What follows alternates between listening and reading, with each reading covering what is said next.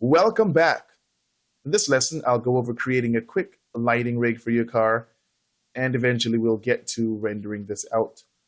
I have the corresponding start file up on my screen here, and at this point, using all the techniques that I've outlined, I've built out the entire car, and I've got the game ready version showing of all the objects that I need in my scene. And so now, if I select everything and hit 7 to turn on my statistics, you can see that we're coming in at around 80,000 polygons, which is below our budget, and that is good. At this point, you could go in and see where you wanted to spend those extra polys depending on what you're going for. For example, if the art director says you're needing to make your tires a bit more curvy, of course, at this point, you could go in, add a turbo smooth,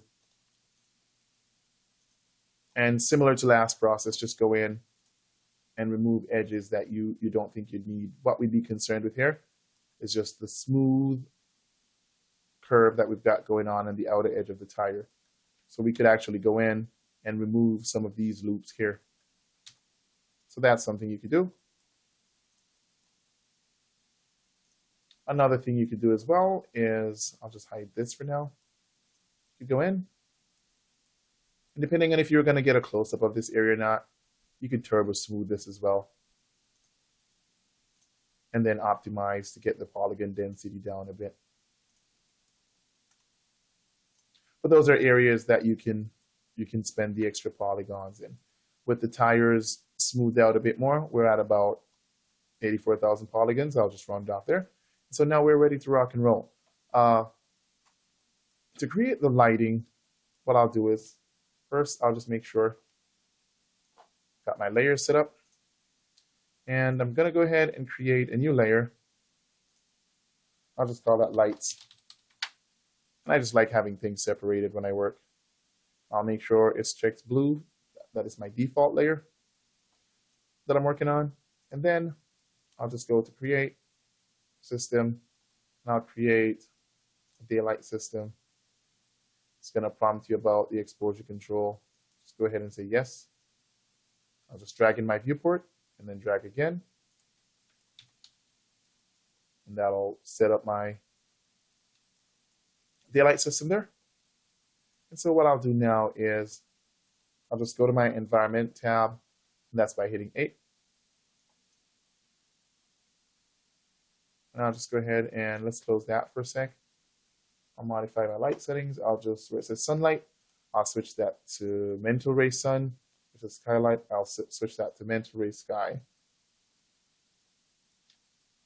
Then I'll hop back into my environment tab, and I'll add the mental ray sky to my environment settings as well.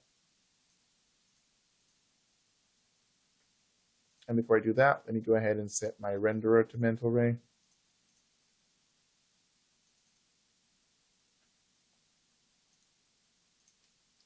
Alrighty. And then I'll select the mental ray physical sky there. And sometimes when you create it, or usually when you create it, that should get set to you by default when you switch to mental ray sky.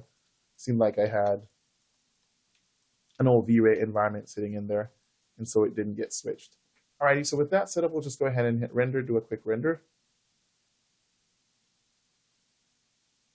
And I'll pause the video while that's going. Alrighty, and our render is complete, and so that's what it's looking like here. And so from this point on, it's just tweaking things. If your scene feels a little too hot, you can go into your environment and effects tab, and you can use the mental ray photographic exposure control and change the exposure value here. Then you could actually drop this to about 14, and that'll darken your scene a little bit. Right now, our light's set to come directly from above, and so when you go to the motion panel with the daylight system selected, it'll tell you date, time, and location, and you can set, like very accurate locales from here. But if you wanted to, you could check manual, and then you can move your light around, and that'll change the lighting setup.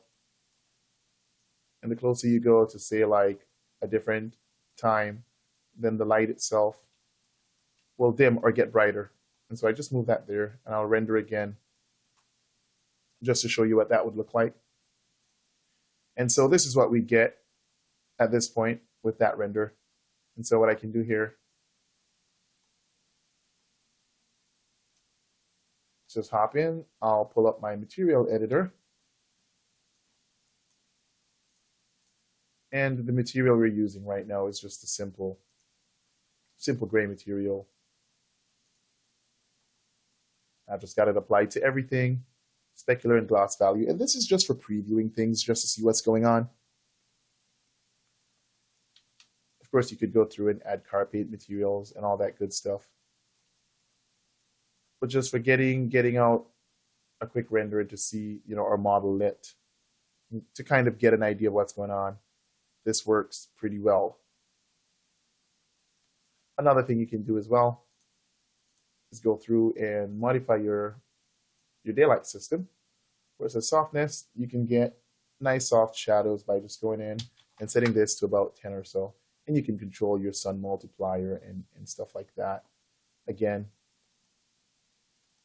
that's something you can play with to get the specific look you're going for. I'll pause the video and do another quick render. And so that is what we get now with the softer shadow settings. And so that's looking great. You can do at this point. We've covered quite a few modeling techniques. So you could build out a simple home space to have your car live in. Typically, I'd just create like a cylinder or such.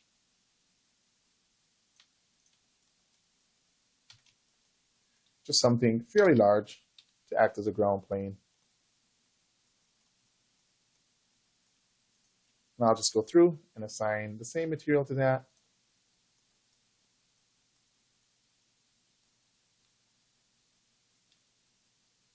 And I'll just do another render at this point. Eventually, you could add cameras and build out a full home space and just have somewhere for your car to live in. I'll just do a quick test render of this. And I'll hit pause while I render. Alrighty, and so this is what we've gotten.